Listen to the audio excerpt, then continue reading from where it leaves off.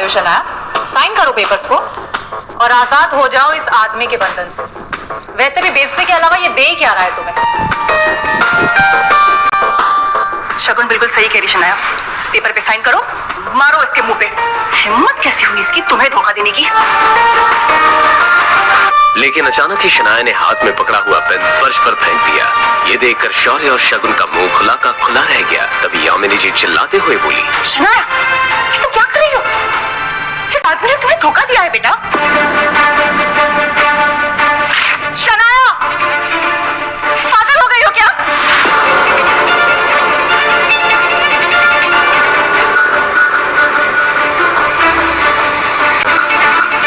हाँ मैं पागल हो गई। मुझे ये यकीन नहीं होता कि मेरे और आहान के रिश्ते को तोड़ने के लिए तुम किस हद तक जा सकते हो। मैं तो ये देख के हैरान हूं कि आपने भी इनका विश्वास कर लिया। तुम कहना क्या चाहती हो? देव मल्होत्रा मुझसे माफी मांगने आया था। उसी ने मुझे बताया कि शौर्य और शगुन ने धोखे से आहान को उसके क्लब में बुलाया था और इस सब में मल्होत्रा ने भी बराबर साथ दिया इनका। आहान को बेहोश करके किसी लड़की के साथ उसकी अश्लील तस्वीरें खींची गई और उसी बुनियाद पे कि हमारा रिश्ता तोड़ना चाहते हैं। कौन मल्होत्रा? मुझे नहीं पता। तुम्हें जरूर किसी ने झूठी कहानी सुनाई है।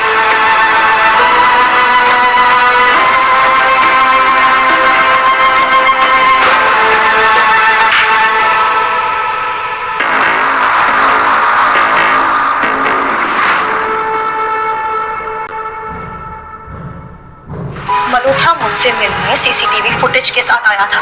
उसने मुझे पूरा सबूत दे दिया है। इतना सब होने के बाद भी आन शांत खड़े क्योंकि वो इस रिश्ते को नहीं खोना चाहते।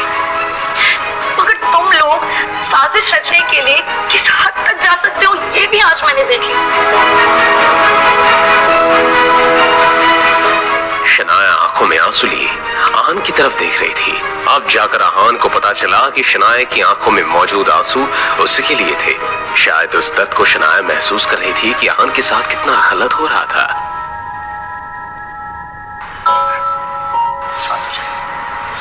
इससे पहले कि मैं तुम दोनों को घर से धक्के मार के बाहर निकाल दूं, अच्छा यही होगा कि तुम खुद यहाँ से निकल जाओ और दोबारा इस घर में कदम रखने की सोचना भी मत।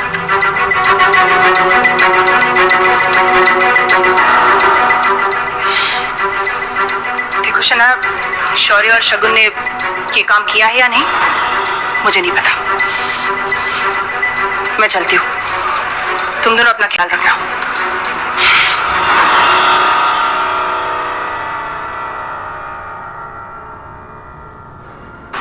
आपको मुझे इस सब के बारे में एक बार तो बताना चाहिए था। कम से कम इतना भरोसा तो है मुझे आप पर।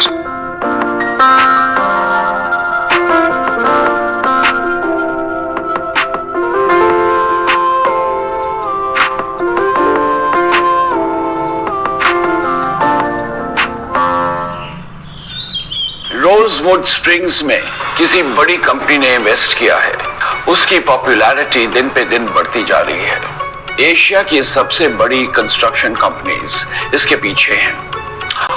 मैं चाहता हूं कि किसी भी तरह हम इस प्रोजेक्ट को हासिल करें और अगर हासिल नहीं कर पाए तो आप सब अपनी अपनी पोजीशंस को छोड़ने के लिए तैयार हो जाएं। शौर्य भी यही सोचकर परेशान हो रहा था कि अगर कंपनी ही छोड़नी पड़ी तो वह इस कंपनी को कैसे हासिल कर पाएगा। और जो इस प्रोजेक्ट को हासिल करेगा उसे हमारी 6 मंजिला इमारत बिल्डिंग सी फेसिंग प्रॉपर्टी इनाम में दी जाएगी। दादाजी, शनाया के पापा शेखर अंकल के अंडर एक इंजीनियर्स की टीम है। वो वैसे भी अभी हॉस्पिटल में, तो हम चाहते हैं कि वो टीम हमारे अंडर आ जाए। इससे इस प्रोजेक्ट को लेके मैं काफी कॉन्फिडेंट रहूंगा। मगर पापा से पहले ही कई चीजें छीन ली गई हैं। अब अगर उनसे ये टीम भी ले ली गई तो उनके पास बचेगा ही क्या? सही तो कह रहा है शौर्य। अंकल हॉस्पिटल में है, न जाने उन्हें ठीक होने में कितना वक्त लग जाए। उन्हें ये टीम शौर्य के हवाले कर ही देनी चाहिए।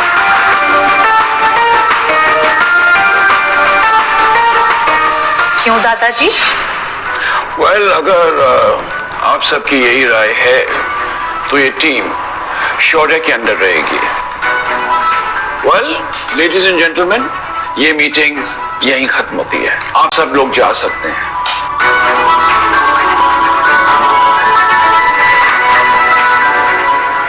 मुझे किसी भी कीमत पे इस प्रोजेक्ट को हासिल करना ही होगा, नहीं तो कहां मैं इस कंपनी को हासिल करना चाहता हूं, कहीं मैं अपनी पोजीशन से भी हाथ ना धो बैठूं।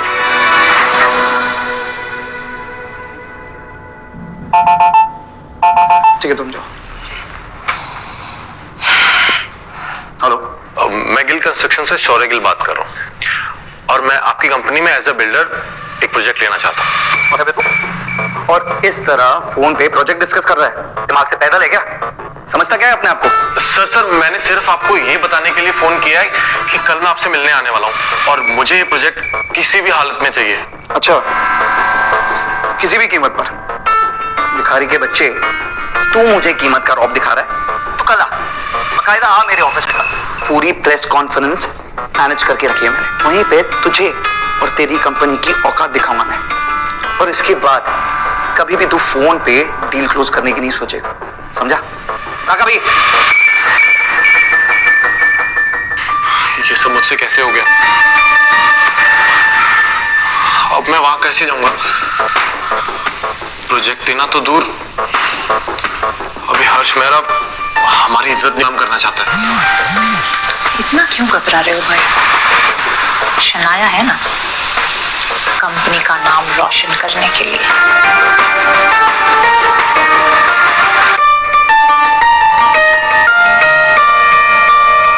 शौर्य, क्या बात है? दादाजी, मैं कह रहा था कि शनाया कितना काम करती है और हमारी कंपनी के बारे में कितना सोचती है, और तो और लास्ट प्रोजेक्ट भी कितनी आसानी से हासिल कर लिया था इसने। पहेलियों में बात मत करो, जो कहना चाहते हो साफ साफ कहो। दादाजी, मैं चाहता हूं कि रोजवुड स्विंग वाले प्रोजेक्ट को शनाया हासिल करे, आखिर इससे हमारी कंपनी को ही फायदा होगा। शौर्य की बात सुनकर आनंद और शनाया सोच में पड़ गए। शनाया ये समझ नहीं पा रही थी कि शौर्य के अंदर अचानक ही उसके लिए इतनी हमदर्दी कैसे आ गई। ठीक है शौर्य, तुम जाओ। अब इस डील को शनाया ही क्रैक करेगी, राइट?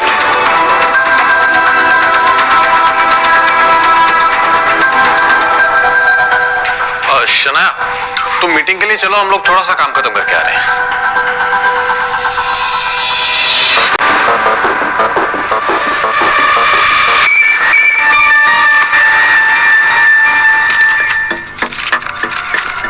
जैसे ही शनाया अंदर पहुंची तो उसने देखा कि बड़ी बड़ी कंपनी के लोग वहां बैठे हुए थे, जिनके सामने गिल कंस्ट्रक्शन की कोई औकात नहीं थी।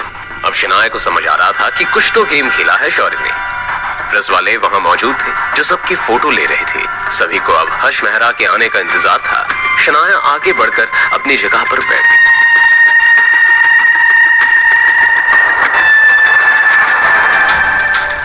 यहाँ पे क्या गिल कंस्ट्रक्शन से कोई आया है?